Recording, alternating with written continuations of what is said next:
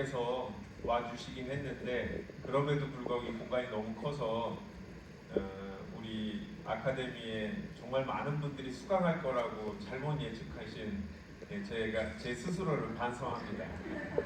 제게 아니더라도 제 강의가 아니더라도 이제 여러분들이 좋은 강의 해주시기로 돼 있기 때문에 그 이후에 이어지는 강의들 들어주시면 출마하시는 분이나 그렇지 않은 분이나 다 도움이 될 수 있을 거라고 생각합니다. 저는 이제 제주도당 위원장을 맡고 있고요. 그리고 국회에서는 산업통상자원 중소벤처기업위원회 산자위 내지 산중이라고 부르는 데서 위원으로 활동할 수 하고 있고, 또 국회 성평등가족위 예전에 여성가족위원회라고 불렀던 위원회에서 민주당 간사를 하고 있고, 올해는 1년 단위로 하는 건데 이제 국회 예결위 올해 특히 이제 예결 소위를 하게 돼갖고 다음 주부터 한 2주 동안 15명의 예결 소위 위원들이 거의 뭐 하루 종일 매달려서 내년도 예산을 책임져야 되는 역할을 하고 있습니다. 저도 국회의원이 되면서 과연 내가 뭘 할지를 제대로 알았나라는 의문이 들어요. 우리 김경미 의원님, 저를 그래도 가까이서 많이 보시니까 국회의원은 무슨 날 쉬는 겁니까? 아니, 언제 쉽니까 국회의원은? 도의원은 언제 쉽니까? 혹시 지금이라도 모르고 도의원 하시겠다고 한 분 김경미 의원님한테 가서 말씀을 들어보세요. 저도 깜짝 놀랐어요. 쉬는 날이 없더라고요. 그래서 에이 설마 국회의원도 사람인데 제가 대형 로펌에서 한 17년 일했는데 그때보다 바쁘겠어 라고 생각했는데 정말 쉬는 날이 없습니다. 일주일 내내 서울에서 일정을 보고 금요일 저녁이나 토요일 아침에 제주에 와서 만나고 일요일 오후쯤 돼서 이제 일이 적어지면 이제 국회의원 3명이 일요일 저녁 6시 정도에 공항 주변에서 만나갖고 같이 뭐 이것저것 논의하고 누구 같이 흉도 보고 뭐 그러다가 이제 저녁 비행기 타고 같이 올라가서 월요일부터 또 일정을 합니다. 그러면 서울에 가면 좀 중간에 쉴 수 있을 것 같은데 전혀 그렇지 않은 일정이거든요. 그래서 체력이 안 되신 분들은 과감히 포기하셔야 됩니다. 제가 드리는 이 말씀은 도의원이 아니고 국회의원이 혹시 대통령이 꿈이신 분도 계실 텐데 뭐를 하는지를 잘 알고 해야 되는 것 같아요. 제 스스로도 반성을 했어요. 정말 국회의원들도 그렇고 도의원들도 그렇고 자기 하는 일에 대해서 진지하게 좀 더 알아보시고 해야 내가 스스로 준비가 되어 있는지, 그리고 또 부족하다면 뭘 할 수 있는지 이런 시간을 갖고 선거 준비를 할 수 있을 것 같은데요. 오늘 제가 이렇게 보니까 저 뒤쪽에 앉아 계신 분들은 내년도 출마자 하신 것 같고, 현직 도의원님들은 출마 다 하시죠? 그리고 또 여기 보면 아닌 분들도 계실 것 같은데 오늘은 일반 당원보다는 출마를 생각하시는 분들을 좀 타겟으로 해서 말씀을 드리겠습니다. 내년 선거가 아니더라도 또 마음이 바뀌어서 뭐 다음 선거 김한규랑 한번 붙겠다 뭐 이런 분이 있을 수도 있으니까 기왕이면 저희 지역 말고 다른 지역을 가주시면 좋겠는데, 제가 어제 조금 일찍 업무가 여유가 있어서 혼자 앉아갖고 발표 자료를 준비하면서 무슨 얘기를 해야 되나 이런 고민을 하면서 정치하시는 분한테는 그런 걸 묻고 싶었어요. 왜 정치를 하시느냐? 너무 당연한 거잖아요. 그런데 이 당연한 거에 대해서 답이 있기는 해야 돼요. 분명히. 그게 없으면 스스로 선거운동 하실 때 현타가 세게 옵니다. 아무도 봐주지 않는 교차로에서 피켓을 들고 서 있고 명함을 주면 나는 뭐 누구랑 친한데 당신 명함은 안 받겠다 이런 사람들을 봤을 때 그럼에도 불구하고 내가 의지가 있으면 그걸 견딜 수 있는데, 저는 그런 의지가 있다고 생각했는데도 처음에 강남병에 나가서 출마할 때 강남 사람들이 저 그런 얘기도 들었어요. 고등학교 어디서 나왔냐고 해서 대기고등학교 나왔다고 그러고 어디 있는 거냐 제주도에서 나왔다고 했더니 그 동네 젊은이들이 깜짝 놀라면서 아니 어떻게 강남에서 학교를 안 나왔는데 강남에 출마해요? 라고 제주도에서 나왔는데 어떻게 강남에 출마할 생각을 했어요? 라는 건 고향이 아니라는 취지가 아니라 어디 감히 강남에 이런 거였어요. 근데 그런 일들은 사람들이 정치인한테는 그냥 말을 막 해도 된다고 생각하는 분들이 상당히 많거든요. 정치인들 보면 제가 만난 정치인들 중에 여러분들도 아시는 대통령들을 한번 생각해 보면 우리 이재명 대통령께서는 제가 보면 정말 이 하고 싶은 일이 분명히 있는 분인 것 같아요. 그래서 정치인이 돼야겠다, 국회의원이 돼야겠다, 대통령이 돼야겠다라는 의지가 누구보다도 더 강하셨고 하고 싶은 일이 있기 때문에 권력 의지가 상당히 강하신 분이시라고 생각해요. 근데 정치인이 다 이재명 대통령 같은 스타일만 있는 것은 아니죠. 바로 직전에 문재인 대통령 같은 분은 문제가 권력 의지가 약해서 문제였는데 그거는 이명박 박근혜를 거치면서 문재인 같은 대통령 정치인을 원하는 시대적 분위기가 있어서 그분이 필요로 했던 거고요. 제가 정치인이니까 웬만하면 어디 가서 1대1로 만나거나 그러면 말을 좀 많이 하는 편인데 제가 윤석열 대통령을 대통령 되기 전 후보 시절에 뵐 길이 있었는데 저는 진짜 김한규입니다 인사하고 끝난 것 같아요. 혼자 다 계속 얘기를 하는 거예요. 그러니까 이분은 근데 그때도 한참 듣고 나서도 왜 정치를 하는지 왜 대통령 후보지라는 느낌이 전혀 안 들었는데 당선되고 나서 보면 그분의 목표는 이제 권력을 잡아야겠다, 대통령이 돼야겠다, 이게 대한민국의 제일 높은 자리니까 내가 한번 하고 싶다 라는 의지로 그 자리에 앉은 것 같아요. 사람마다 다 다르죠. 여러분도 생각이 다 다를 텐데 분명한 건 저도 어떤 순간은 국회의원이 되는 게 목표였던 순간이 있었던 것 같아요. 정치인이 되고자 하는 꿈이 있었는데 국회의원이 되는 게 쉽지 않으니까 그냥 목표가 국회의원이 되는 거였던 거 그런 순간이 있었던 것 같고 그런 사람들은 정말 많이 당선되고 나서 뭘 해야 될지 모르게 되거든요. 전 지금도 시간이 날 때마다 이 노트북을 들고 나는 왜 정치를 하는가의 버전을 계속 고칩니다. 처음에 2018년 정치를 하겠다라고 생각했을 때 박원순 시장님이 아니 왜 멀쩡한 직장 놔두고 정치를 하려냐라고 물어보셨을 때 그때부터 이 고민들을 어떻게 하면 처음에는 남들한테 있어 보이게 얘기를 할까라고 생각하다가 지금은 내 스스로가 일에 대한 의지와 이 힘든 삶에 대한 극복을 위해서 스스로에 대한 고민이 계속 되는 거거든요. 여기 계신 분들도 혹시 도의원이 되고 싶다고 하면 도의원이 되는 것 자체도 목표이긴 해야 돼요. 이겨야 되니까 선거는. 그런데 진지하게 그런 고민들이 있지 않으면 되게 힘들다. 도의원이 되는 게 내가 목표인가? 아니면 정치인이 되는 게 목표인가? 내가 이루고자 하는 게 국회의원으로서 적절한 일인가? 대통령으로서 적절한 일인가도 다 다를 것 같아요. 정치인이라고 다 같은 것 같지만 실제로 하는 일이 다 다르거든요. 여러분께서 국회의원보다 도의원이 되는 게 쉽기 때문에 도의원이 된다라고 생각하면 그건 틀린 일입니다. 하는 일이 분명히 다릅니다.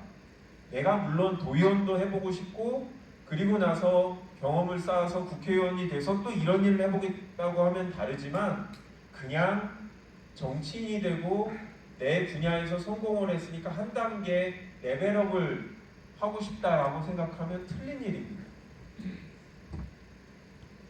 사람들이 저한테 왜 도지사에 출마를 하지 않냐라고 물어봅니다.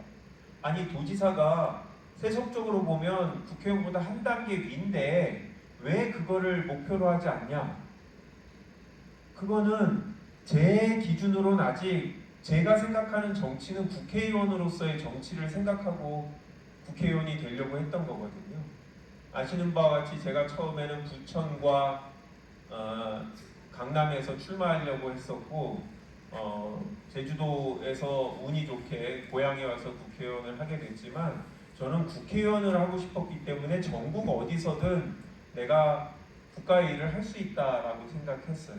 도지사의 일이 나쁘다고 다르다라 그러니까 가치가 없다는 게 아니라 저는 정치인의 직이라는 게 서로 순위가 다르고 높고 낮음인 게 아니라 분명히 다른 역할이라고 생각합니다. 제가 만약에 언젠가 도지사의 일이 더 필요하고 중요하고 잘할 것 같다고 생각하면 해야 되는 거지. 저는 분명히 지금의 순간은 제가 잘할 수 있는 것도 제가 하고 싶은 일도 아니거든요. 그렇다고 해서 도민에 대한 애정이 없어서도 아닙니다. 여러분들도 마찬가지로 그거를 명확하게 생각을 하셔야 돼요. 내가 과연 국회의원이 되고 싶고 검찰개혁을 하고 싶으면 도의원이 아니라 국회의원을 해야 되는 게 맞죠. 국가사부니까.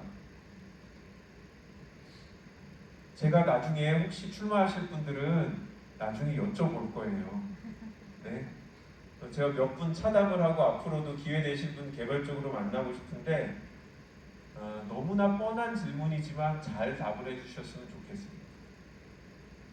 문재인 정부 시절에 문재인을 지키기 위해서 2018년 지방선거에 출마하겠다는 분들이 많았어요. 근데 죄송하지만 도의원하고 시의원이 대통령을 지키는 일이 아니에요.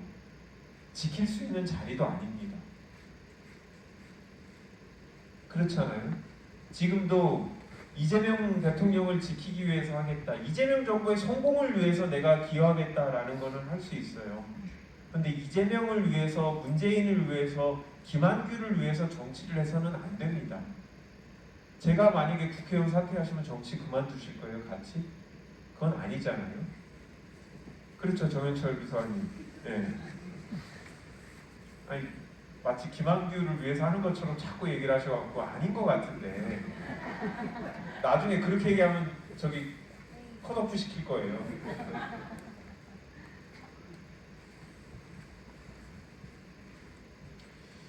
이재명 정부의 5대 국정 목표가 있습니다. 국민이 하나 되는 정치, 세계를 이끄는 혁신 경제, 모두가 잘 사는 균형 성장, 기본이 튼튼한 사회, 국익 중심의 외교 안보. 제가 이거 나왔을 때부터 계속 보는데 안 외워져요. 어제도 계속 보고 외워서 해보려고 했는데 안 외워져요. 왜? 좋은 말이잖아요. 들으면 좋을 말. 그런데 국민들이 이거 하나하나를 구현해내는지를 볼 거라고 생각하지는 않습니다. 그리고 이거는 민주당만이 아니라 국민의힘의 대통령이 되더라도 거의 여기하고 비슷한 목표를 갖고 왔을 겁니다. 왜? 이거는 우리 국민들이 다 중요하게 생각하는 과제고 해야 될 과제인 건 맞죠.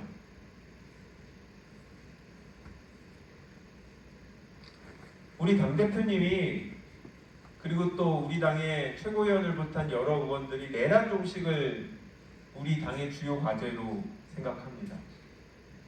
중요한 일이라고 저도 생각합니다. 그래서 내년 1월 정도에 있을 윤석열 전 대통령에 대한 1심 판결에서 반드시 중형이 유죄가 선고돼야 되고 그게 없으면 더 이 정치권도 나아가기가 어렵고 내란 종식이라는 과제의 실현을 위해서 당력을 집중할 수밖에 없습니다. 근데 만약에 1월 달에 진짜 중형이 선고된다면 이제 민주당은 뭐를 해야 될까요? 5년 내내 내란 종식만 하고 이 아까운 이재명 대통령이 5년을 보낼까요? 우리 당은 대통령을 돕기 위해서 내란 종식으로 충분할까요? 그 다음 중요한 과제라고 보는 게 이제 검찰개혁이죠. 다행히 이미 정부조직법 개정을 했고 빠르면 이번 정기국회, 늦어도 내년 총까지는 개별적인 법안들에 대한 논의가 될 거고 1년 내에 시행이 될 거라고 생각합니다. 검찰만이 아니라 기본적으로 권력기관에 대한 통제는 계속 이루어져야 되고 우리가 예전에 안기부 개혁, 군 개혁, 지금의 검찰 개혁 이렇게 우리가 봤을 때 법이 정해진 권한보다 더 많은 힘을 행사하려는 권력기관들은 튀어나올 때마다 우리는 찾아서 쳐서 내려가게 해야 되는 일이죠. 그게 이제 민주정당의 기본적인 과제입니다. 그런데 역시 대통령이 됐는데 이게 성과다라고 얘기하기에는 너무 5년이 아깝다라는 거죠. 우리는 뭐를 해야 될까? 여기 국민이 하나 되는 정치 안에 세부적으로 보면 맨 왼쪽에 국민 주권과 민주주의 확립 이 세부 항목들의 정의로운 국민 통합 문제를 해결하는 유능한 정부 이쪽에 검찰 개혁과 같은 권력 구조 개편이 다 들어갑니다. 사법 개혁이라든지. 그렇지만 국민들이 생각할 때 과연 민주당한테 이재명 대통령한테 기대하는 게 뭘까? 제가 우리 제주도에서 정치를 하시는 분들을 만나서 중앙 정치 현안을 물어보면 상당히 잘 알고 계세요. 뉴스도 다 같이 보고 아침에 일어나서 김어준의 뉴스공장으로 시작해서 낮에 매불쇼 보고 저녁에 남천동 뭐 이런 걸 보고 그러니까 민주당 열성 지지자들은 비슷한 정보를 갖고 되게 빨리 현안을 따라가고 있어요. 그런데 하루 종일 정치 유튜브를 봐서 당원으로서 지지자로서 무엇을 하자라고 국회의원이나 당대표한테 요구하는 것과 내가 도의원이 되는 일을 잘하는 건 완전히 천양지차라고 생각합니다. 이 도의원님들은 다 그렇게 인식하고 계시겠지만 근데 저는 다 인식하고 계신지 모르겠습니다.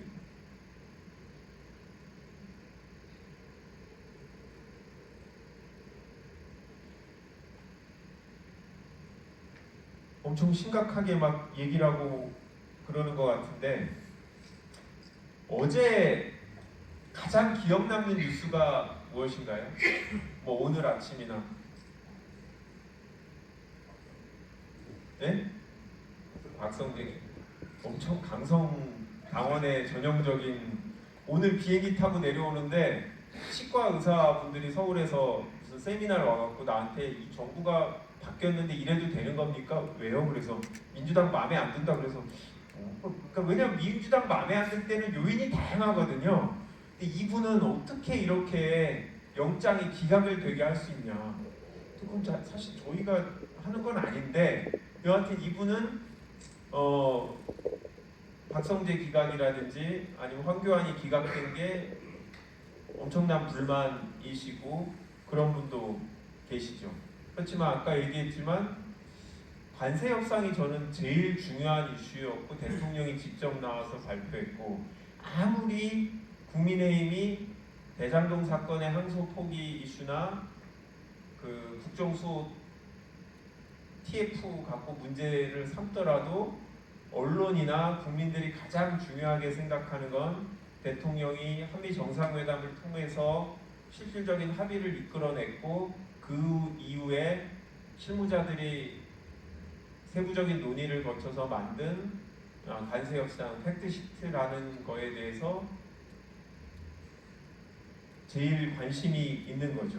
실제로 국민들의 삶을 변화시키는 일에 대통령은 엄청난 관심을 갖고 계시죠. 그러면 도의원이 돼서 뭐를 해야 될까요? 나는 우리 임혜주 위원장님은 도의원이 돼서 하고 싶은 게 명확하게 있으시죠? 답은 기대하지 않지만 뭘 할지 계획이 다 있으신 거죠? 네. 설마 그 검찰 개혁 하려고 도의원 비례 나오실 거는 아니죠? 생각 중에. 왜냐하면 죄송하지만 아까 말씀드린 목표하고 수단이 맞아야 돼요. 검찰 개혁은 국회 내에서 되게 중요한 과제고 우리 법사위원들이 맨 앞에 일선에서 열심히 하고 계시고 국회 구조상 민주당이 원하는 대로 갈 수밖에 없는 구조입니다. 다만 그거를 위해서 정치를 하겠다고 하면 국회의원이 돼야 되는 게 맞고 그리고 꼭 법사위원이 아니더라도 국회법 개정안에 다 표결을 할 수 있으니까 우리의 역할인데 도의원이 돼서 검찰 개혁도 좋지만 그것만 하겠다라고 했을 때 과연 그분이 가장 적절한 분인가에 대한 고민이 있는 거죠. 김경미 의원님이 삼양동에서 정치를 하시면서 지역마다 돌아다니면서 주민자치위원분들도 만나고 경로당도 찾아다니고 마을회장님 만나고 할 때 이 지역민들이 김경미 의원님한테 원하는 거는 김한규한테 원하는 거랑은 조금 다른 거죠. 그런 건데 제가 최근에 몇 분의 분들을 개별적으로 면담을 하면서 느끼는 건데 이분들이 국회의원 출마하시는 것 같은 말씀을 자꾸 하시는 거예요. 그래서 2년 후에 경쟁자인가? 자꾸 약간 빨리 제거를 해야 되나? 막 이런 생각이 들더라고요. 다행히 갑 지역이나 서귀포 사람은 괜찮고 저희 지역 사람들은 약간 좀 불안함이 있어요.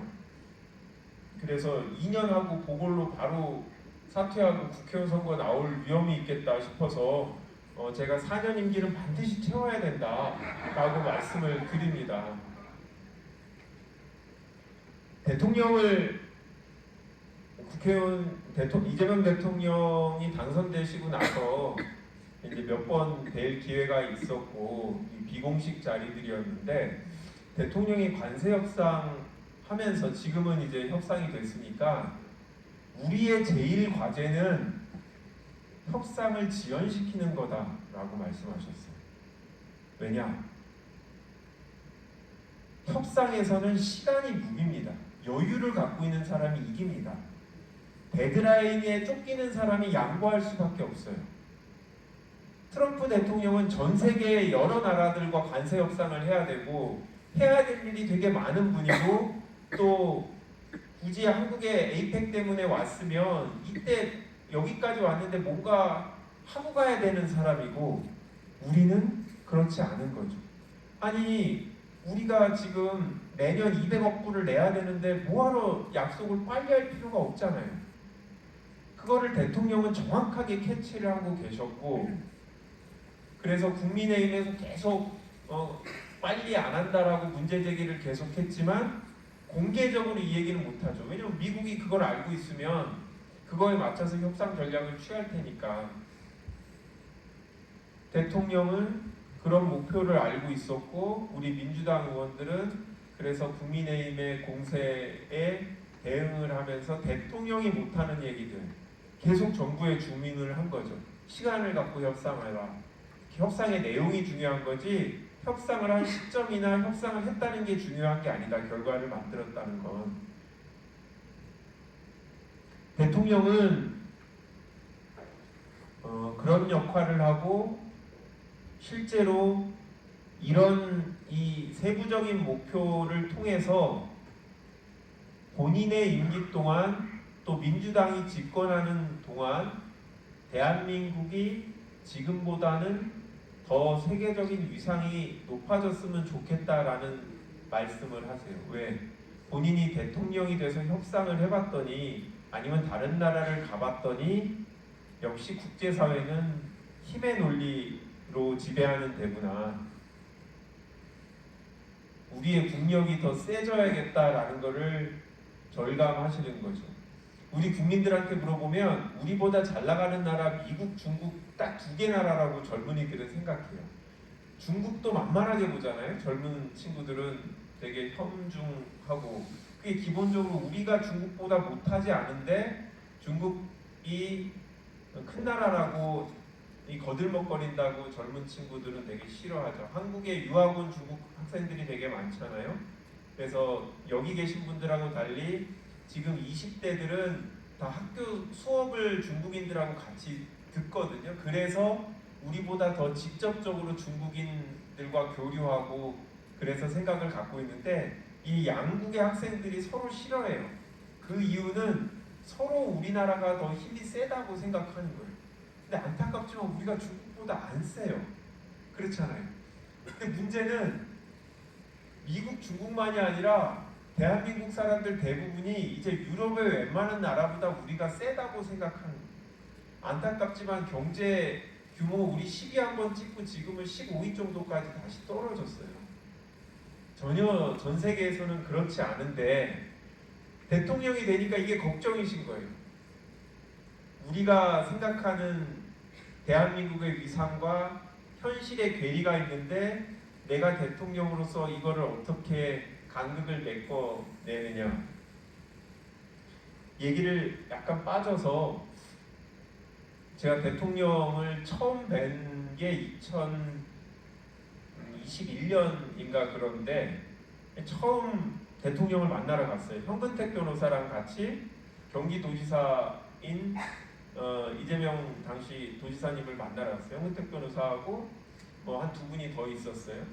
이 원외에서 정치하는 사람들을 불러갖고 대통령께서는 당시 대선 후보가 되고 싶으셨으니까 사실은 사전 선거운동을 하신 거죠. 원외 정치인들하고 교류를 맺기 위해서. 그럼 저는 가서 이런 걸 기대했어요. 아, 이재명이 꿈꾸는 대한민국은 이렇고 나는 어떤 정치를 하겠다. 그런데 대통령이랑 한 시간 남짓 있었는데 그런 얘기는 한마디도 안 하셨어요. 무슨 얘기를 하셨냐면 우리 김한규 변호사는 나중에 어디서 출마할 거예요? 강남은 힘들 텐데 그러면 어떻게 다음 기회를 잡을 거예요? 내가 생각할 때는 경기도로 와서 분구되는 거나 하여튼 현역이 물러나는 이런 데를 빨리 찾으시는 게 좋겠습니다. 현근택 변호사한테도 그런 걱정을 했어요. 되게 놀랐어요. 나중에 오니까 이재명 대통령이 경기도지사가 나 같은 원외 정치인의 일을 되게 고민해 준다라는 생각이 드는 거예요. 그래서 본인이 어떤 정치를 하겠다고 한참 얘기한 것보다 훨씬 이분에 대한 호감이 생겼고, 이분이 정말 실용적이구나.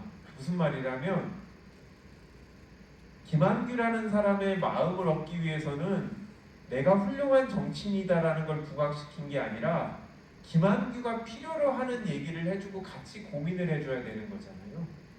그때 이분이 결국 대통령 후보가 되겠구나라는 확신이 들었어요.